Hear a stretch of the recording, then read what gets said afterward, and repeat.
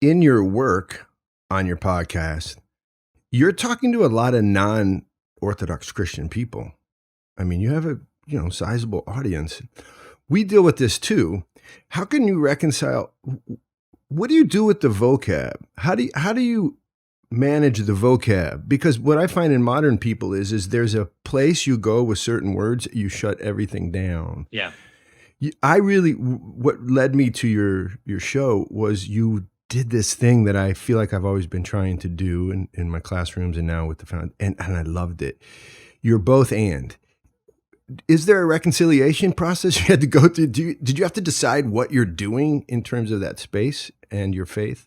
Well, I think it's weird because I didn't really decide to do this, like this whole thing, this whole YouTube thing. Yeah. I was kind of thrust into it in a strange way, but I feel like when it happened, in a way I realized that I was often mentally playing a mental game with myself where I would always I was trying to explain something to someone who doesn't believe in God at all. It's like, how can I say this in a way that someone who has no idea about Christianity could even know what I'm talking about? Mm-hmm. And so I think that I had kind of done these weird mental gymnastics to try to find ways to talk about it.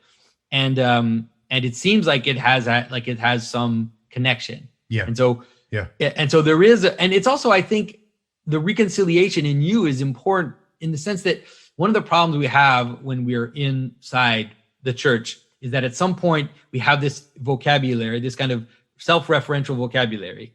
And sometimes it can actually make you feel like you know what you're talking about, but you don't.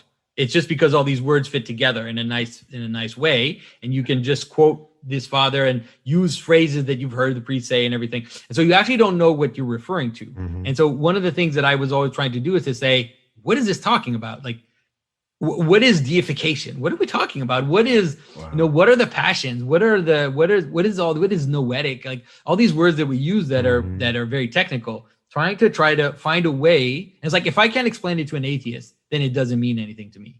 Like if I can't, because it's supposed to be about our experience, right? It's supposed to be about the real experience of the world, not some theoretical, just theological thing.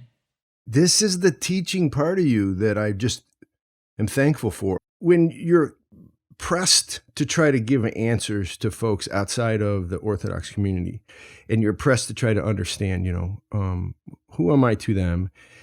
How do you prepare the conversation in a way that maybe it invites people in to the symbolism? Do you consciously think about this?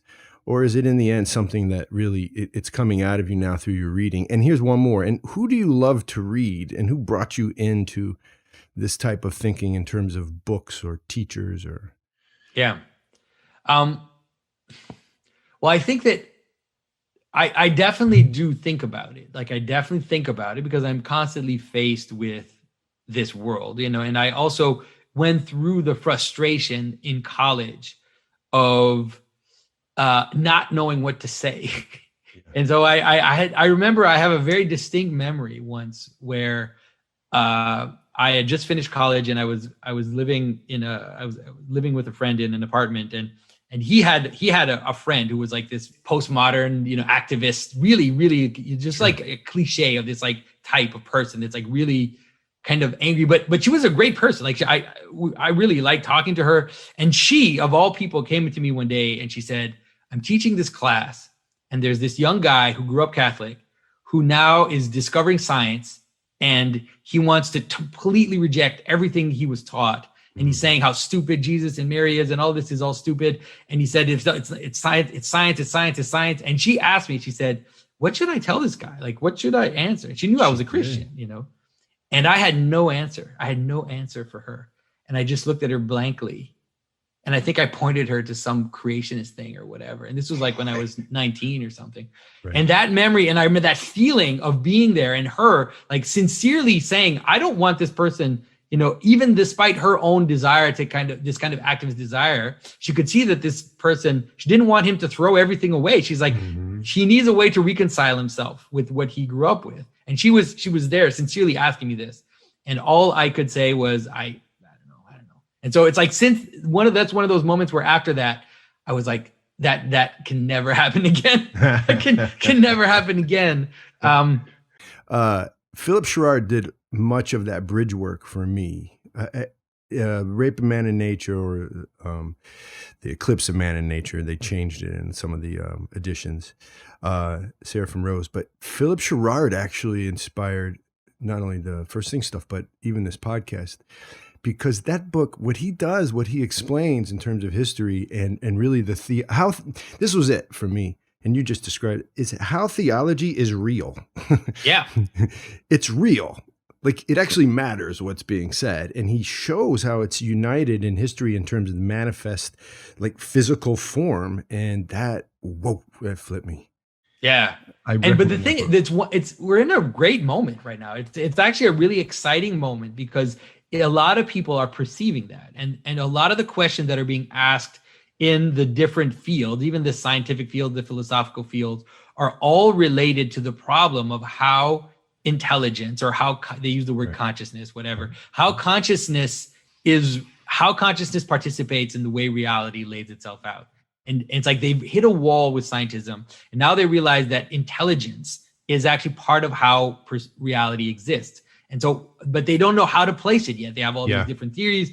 They have different theories of emergence. They have different theories. Like there's a mathematician named Don Hoffman who's trying to reformulate reality through mathematical formula based on levels of consciousness, let's say.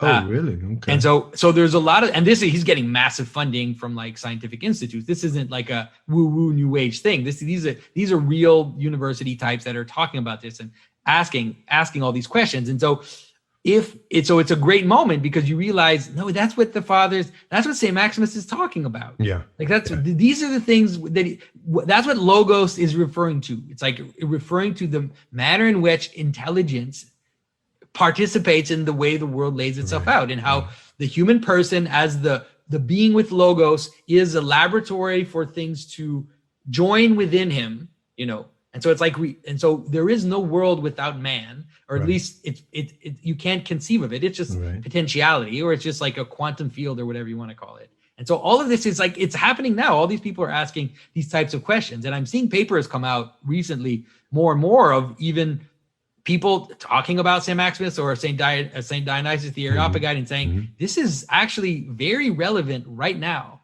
because of the questions asked in science. Weirdly scientific, right? Yeah. Yeah, it's intertwined with the rational theories. The theorists are finding that it's already been said. Exactly. And it's super interesting.